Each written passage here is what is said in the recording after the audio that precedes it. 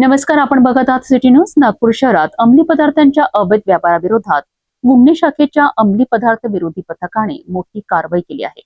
मध्यरात्री भांडेवाडी पोलीस ठाण्याच्या हद्दीत टाकलेल्या छाप्यात 1 किलोहून अधिक गांजासह एका आरोपीला अटक करण्यात आली आहे. या कारवाईत 38,000 रुपयांहून अधिक किमतीचा मुद्देमाल जप्त करण्यात आला असून या प्रकरणातील मुख्य संशयित आरोपी अद्याप फरार आहे. नागपूर शहर गुन्हे शाखेच्या अंमली पदार्थ विरोधी पथकाने 2 ऑगस्ट रोजी मध्यरात्री भांडेवाडी पोलीस ठाण्याच्या हद्दीतील भंडारा नागपूर रोड लगत जुना पार्टी नाका परिसरातील सातपुते पाणठेला समोर विशेष कारवाई केली आहे.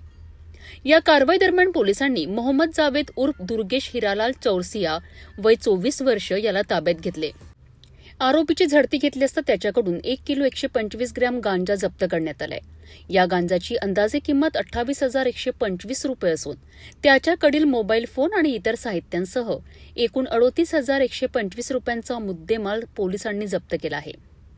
या प्रकरणी भांडेवाडी पोलीस ठाण्यात एनडीपीएस कायद्याच्या कलम 8 क 20 ब 2 ब आणि 29 अन्वये गुन्हा दाखल करण्यात आला आहे.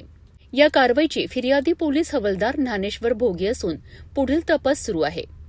दरम्यान या प्रकरणातील पाहायचे आरोपी ललित श्रीवास्तव हा फरार असून त्याचा पोलीस शोध घेत आहेत. पोलिसांनी दिलेल्या माहितीनुसार संबंधित आरोपीवर यापूर्वी एनडीपीएस कायद्याअंतर्गत 11 गुन्हे नोंद असून त्याच्यावर खून आणि खुनाच्या प्रयत्नाचेही प्रत्येकी 1 असे गंभीर गुन्हे दाखल आहेत. त्यामुळे या संपूर्ण ड्रग्ज नेटवर्कचा तपास अधिक सखोलपणे केला जात असून फरार आरोपीच्या अटकेकरिता पोलिसांनी विशेष पथके कामाला लावली आहेत.